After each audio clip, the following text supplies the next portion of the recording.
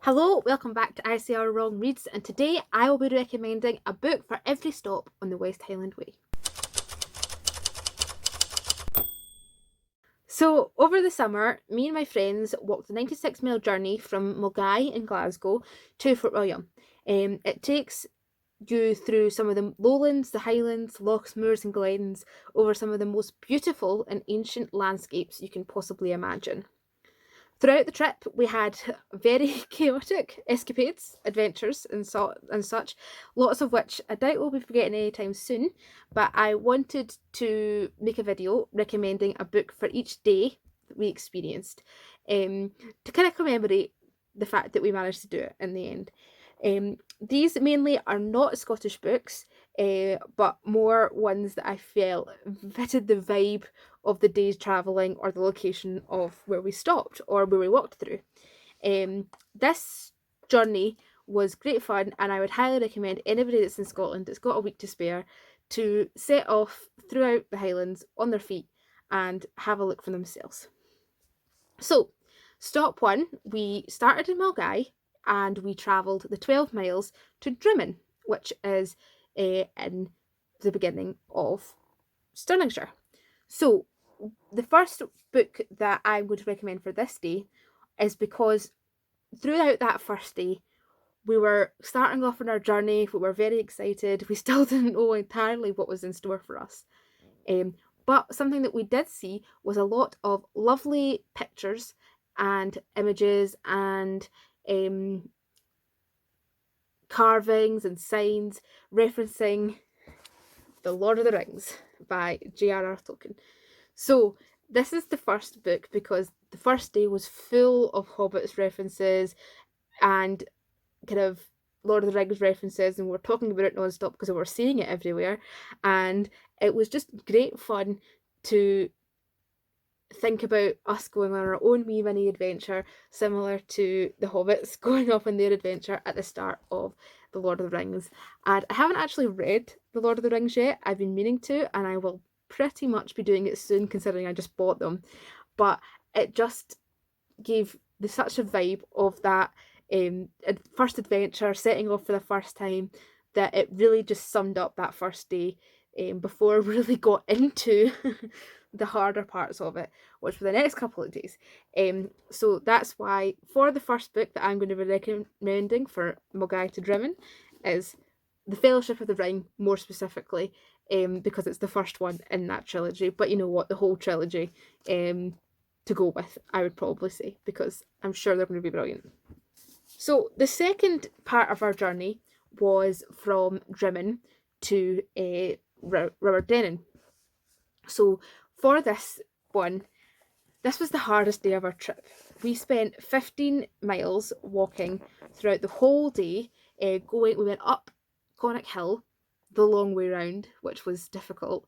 Came down, and then we were going up and down and up and down and up and down for the last 6 miles of the journey.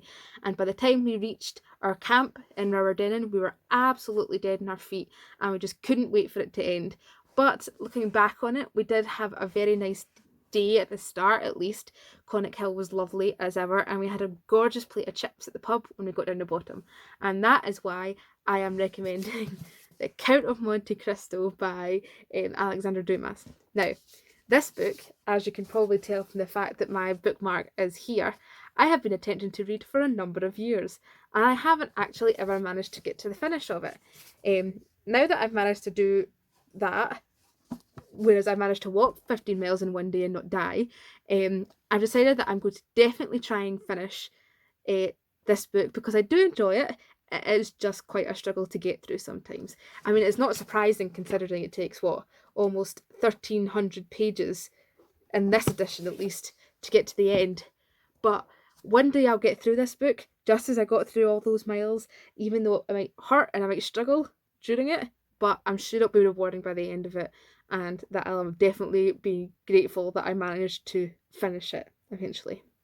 So as for those two books, those are the only two ones that I actually haven't read in this list. And that is why the next one, which talked about our journey from Riverdenen to Inverarden, which was along the banks of Loch Lomond, I have chosen Reality is Not What It Seems. Now, this is a non-fiction physics book.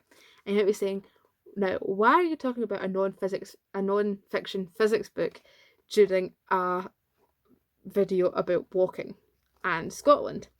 Well, although the day before might have been the longest day and the one that felt more like a slog, this was actually the hardest day, I would probably say. By the time we finished, it was dark and we were sore. I had hurt myself about halfway through the journey and I was really struggling, but we managed to get through it. And by the time we did, we were very much absolutely unhinged. We were chaotic and insane. We went to the pub that night. That was the first night we ended up going to the pub.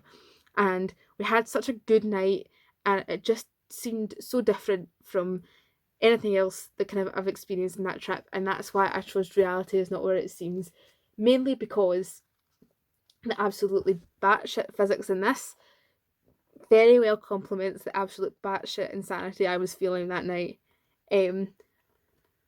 Carlo Rovelli, The Journey into Quantum Gravity, and I think actually we talked a lot about quantum mechanics during that day, if I remember rightly, because we're a bunch of nerds who all do physics. Except, shout out to Izzy, you don't do physics, but you can have the rest of the books. So then we decided to walk. Well, we didn't decide to walk. It was our next part in our journey. Was Inverrannant to Time Drum. This was a drop in mileage. We didn't do quite as much as we did the last 2 days, but for that one we entered the Highlands of Scotland, which is why I picked The Lord of Scotland. This was written by Westwood and Kingshill, and is more of a kind of a comprehensive look at the traditional lore and folklore of Scotland. A lot of it is set all around the country, but the way I was raised, I was kind of brought up on fairy tales of, not fairy tales, but folklore of Scotland, and particularly above the Time Drum area, which is why when we entered Time Drum, I was starting to feel like we were properly in the Highlands and we were properly nearly there compared to the previous days, which was difficult, but we managed to get there. But we're in the Highlands now, and I was telling them everybody stories, and we had a really nice banana milkshake in Time Drum. Well, I had a banana milkshake, everybody else had different milkshakes. I still think about that milkshake, it's a good milkshake. But as for The Lord of Scotland, it just fits into the atmosphere so well. Time Drum is just a beautiful kind of, there's a little place just before you get into the actual glens of the Highlands and before you reach Glencoe and all that. But it's also home to the famous Greenwelly, which is lore of itself. If you pass through Time Drum, you have to stop at the Greenwelly, as many people would attest. But that is why I have chosen The Lord of Scotland for this particular. And that means that the next part was the latter half of the journey, which means we actually managed to get more than halfway. We were into the Highlands at this point, and we just had a mere 45 or so miles to go before we managed to reach the end. So we were doing pretty well to even get to that stage, and that means we travelled from Time Drum to Inverrannant. There were some escapades going over the hills of Inverrannant, but nothing we couldn't handle. And the memory that we have most is while we were sitting cooking beans, we were talking in Russian accents, and that is why I picked Fyodor Dostoevsky's The Eternal Husband. Now, this has absolutely nothing to do. There's like one scene in which they cook together, and it's nobody's called Dimitri, but this perfectly encapsulates the vibes of that cooking night and how much it was just so much fun and enjoyable. And although we were on the edge of madness, we were doing good and we were doing strong, and we managed to get to it. So that is why for this one I felt like The Eternal Husband by Fyodor Dostoevsky fitted it the best. Then we left Inverrannant and we walked up to King's House, which you had to travel over Rannoch Moor. Rannoch Moor was one of the most desolate areas in Scotland, and it was raining and it was wet and it was cold, and by the time we were coming back off the hill of Glencoe, or fingers were shaking and our teeth were chattering, and the amount of midges at the bottom of that hill was absolutely hellish. And that is why I have decided to pick His Bloody Project by Graeme MacCrae Burnett.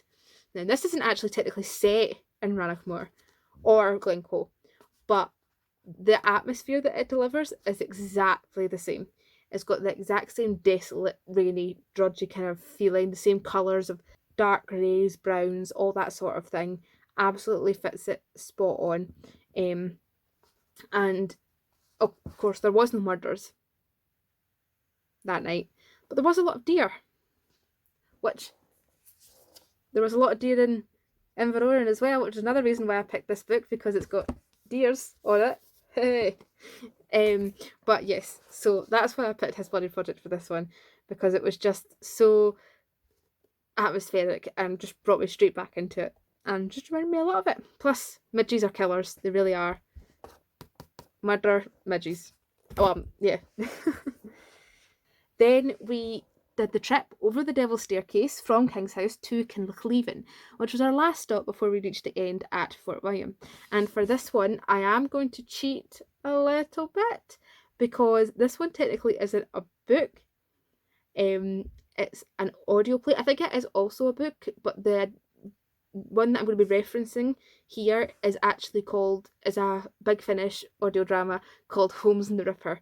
Now, I cannot explain why I have picked this one, and you're just going to have to vibe with me, okay? This is how that day went. This is the atmosphere of the night. This was Kinlochleven. And finally, we walked the longest we did, which was 15.25 miles, from Kinlochleven up a big massive hill, straight down, up, down, and into the beautiful town of Fort William. And that's why I have picked The Wee Free Men by Terry Pratchett. Now you think, oh, so you're choosing a book about pits for Fort William? And I'm saying, nah. It's just the feeling of homeliness that this book gives me, that Fort William gives me. The atmosphere of everybody talking and seeing my grandparents and all that chaos fits beautifully in with the subject, the message and the story of this book, which is about family and her Tiffany's gran being reminded of her and that kind of thing, and all tying in together. And that's why I very much like to associate The Wee Free Men with Fort William and the final stop. Plus, she travels home at the end and we travelled home at the end, so that we could sleep in our own beds after 96 miles of walking. And that's why I picked that one.